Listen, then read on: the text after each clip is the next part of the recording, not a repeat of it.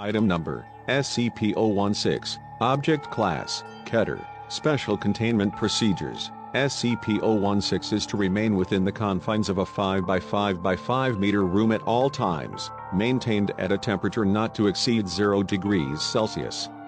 SCP-016 itself is to remain in the Petri dish in the containment cube at all times unless directed otherwise by Level 4 or 05 personnel.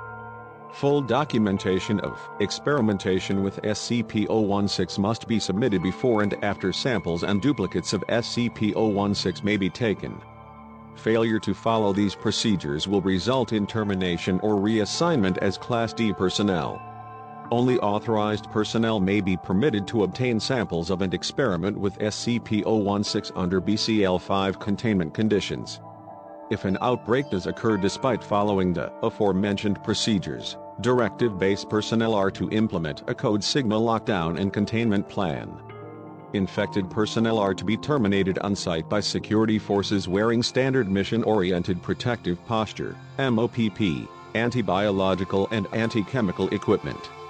Should the infection not be contained after 48 hours, the on-site nuclear device is to be detonated. Remaining personnel are not to be evacuated under any circumstances. SCP-016 has been shown to survive for up to 6 hours on hard surfaces, and up to several minutes in air. High-intensity ultraviolet light and high concentrations of orthophthaldehyde solution have been demonstrated to be effective in disinfecting non-organic surfaces.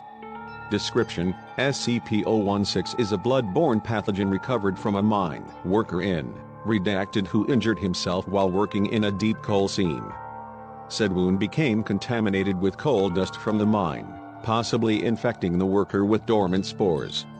Over the next several days, SCP-016 proceeded to infect the remaining employees at the mining camp, as well as the CDC crisis team dispatched to deal with the epidemic. Foundation personnel then took over the investigation and terminated all affected personnel. Patient 0 was brought into captivity, and the mine shaft was collapsed by an explosive device.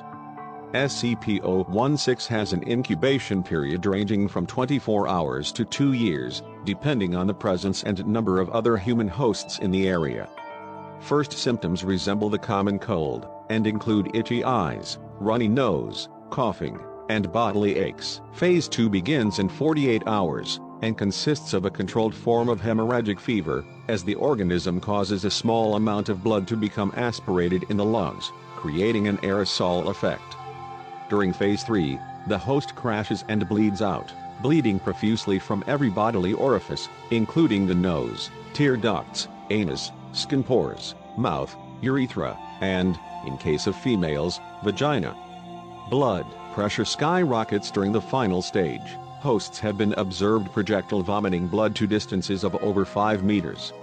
Should the host survive this near-total exsanguination, the pathogen will become dormant once more, returning to incubation phase.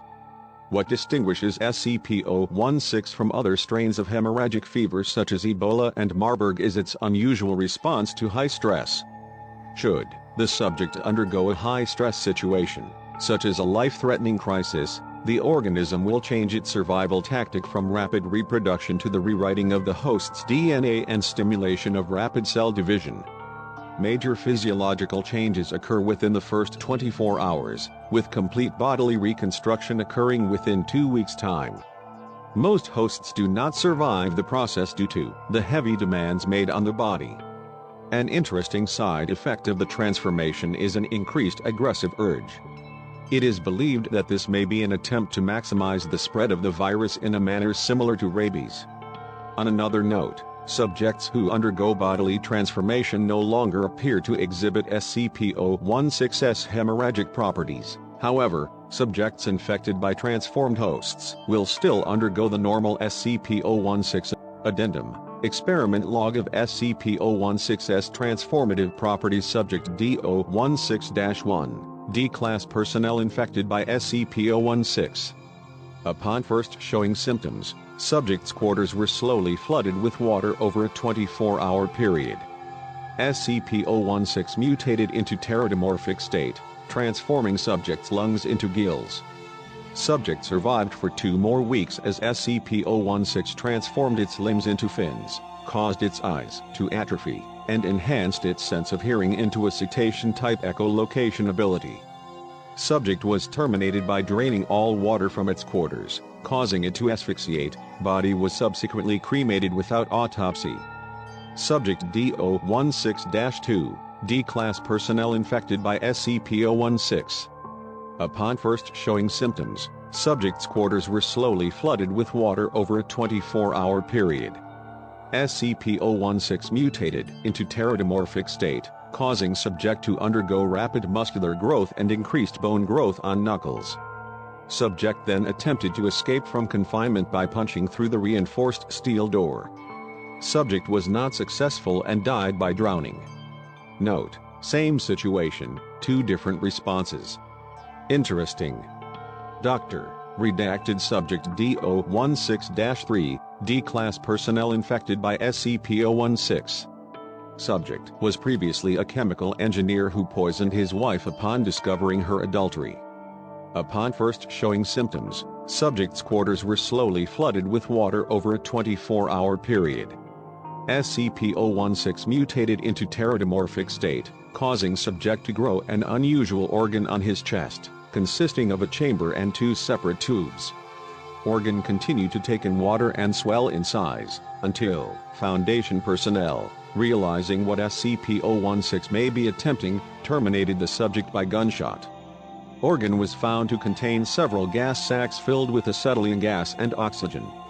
Subject D016-4, D-Class personnel infected by SCP-016. Subject was told to concentrate on forming wings.